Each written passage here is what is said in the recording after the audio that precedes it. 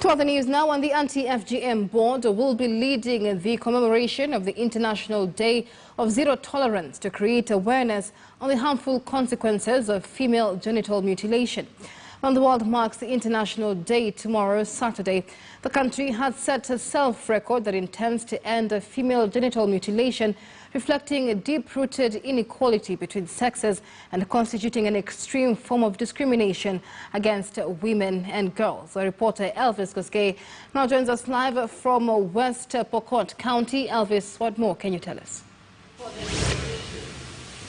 Thank you very much. Coming to you from Makutano, Kapenguria in West Pokot County, where I'll be joined by the CEO of Anti-FGM Board, together with the CS in charge of public service and gender, Rachel Shebesh, just to paint a picture of what will be happening here. Remember, the main reason they are here is to enhance education and also create awareness of FGM prohibition. Thank you very much. I understand that today we are here at West Pokot County. Tomorrow is a major commemoration. I understand that we have youth and leaders across the political divide. What more should we expect tomorrow? Tomorrow is International Day of Zero Tolerance to FGM, which is celebrated every year on the 6th of February. And in Kenya, we are celebrating it in West Pokot County at a town called Alale. Alale is at the border of Kenya and Uganda. And we have young people who are the next generation that will end FGM. We have a forum with them right now here in West Pokot. And most of the young people are from the 22 counties with high prevalence of FGM, from Mandera to Garissa to wherever, to West Pokot, to Kajiado. And then we have the elders, who are the gatekeepers of culture. The gatekeepers are going through a dialogue in Alale yesterday and today. And tomorrow they are making a landmark declaration to end FGM in both countries, Kenya and Uganda. So now we are moving with the young people who will take the mantle of saying no to FGM from the older generation. But the older generation have to hand over the mantle by saying FGM is not a priority now anymore in the 21st century.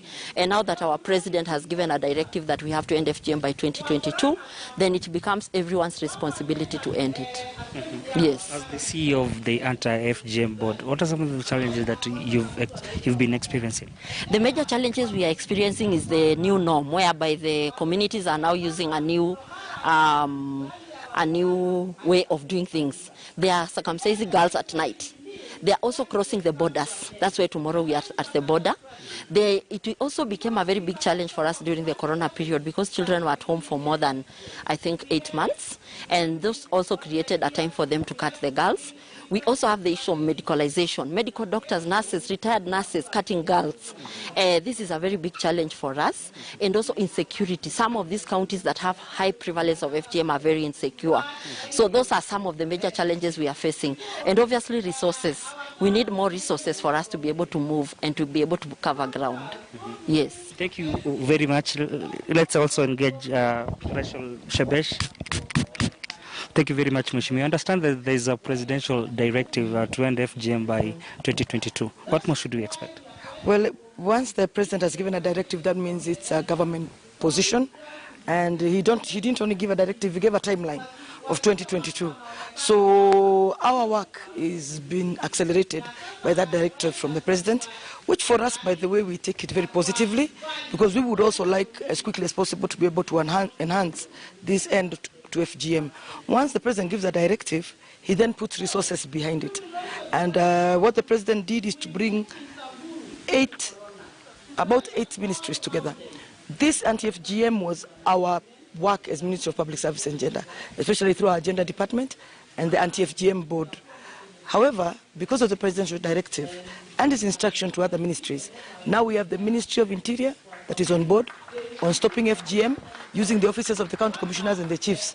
Today, even here, we are talking to youth. I am with my colleague, the CAS for Youth, so that we ask the young people to accept to marry girls who are not circumcised, for the young boys who have not gone through FGM, and for the young ladies to be able to say no.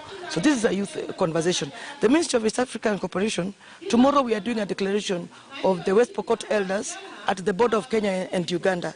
That again means the Ministry of East African Cooperation needs to come on board. The Ministry of Health comes because of the medicalization of FGM. So those are the kind of parameters I am saying. Because of the presidential directive, we have put impetus, and we are confident that by 2022, we will have a story to tell, especially because we have started to get elders' declarations of stopping FGM.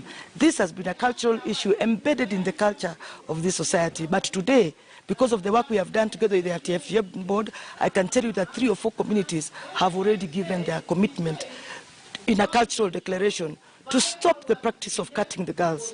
But they can continue with any other cultural practice that shows that a girl has grown up, but it doesn't have to happen with the cut as well. So they have agreed to stop the cut. Lastly, Mheshimiwa, I understand that West Pokot, the prevalence rate is 74%. Maybe are we replicating also this initiative in different counties? We have 22 counties that are hotspots, West Pokot being one of them. I have literally gone to each and every of these counties. Myself, with my team, the cabinet secretary has also been on the ground, so is the PS. But specifically myself, I have done these 22 counties, and not once, because this is my second time to West Pokot. I've been to Kuria 3 times. Whenever, by the way, there's also an emergency like what happened in Corona. We would watch on TV and see things are happening. We'd wake up in the morning and I would be there. We've interdicted chiefs. We have interdicted assistant chiefs. We have closed down private dispensaries which were retired nurses were using to do what they're doing. So in terms of our capacity, we do have the capacity, because in these 22 counties, we have the county commissioners on board. We have called them and we have spoken to them throughout the structure. We called the county commissioner. Each county commissioner was coming with their structure up to the assistant chief level. And so we have the capacity, because we're using the office also of the county commissioner, as well as civil society. We must never forget that there are people who have been on the ground, called civil society, fighting FGM even without support. So what we do today is that we link civil society to partners such as UNFPA and UNICEF, so that they can continue working on the ground, because we cannot be on the ground 24 hours, but they can be on the ground.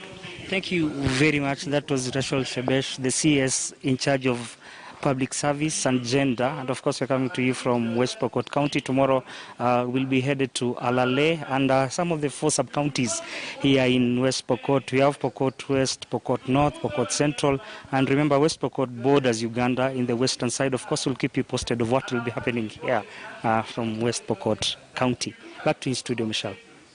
Sir Elvis Koskeder, just a day to the world marking International Day of Anti-FGM Day, creating zero tolerance on the harmful consequences of FGM. Take a short break here on News Desk. Do stay with us. More news coming up on the other side.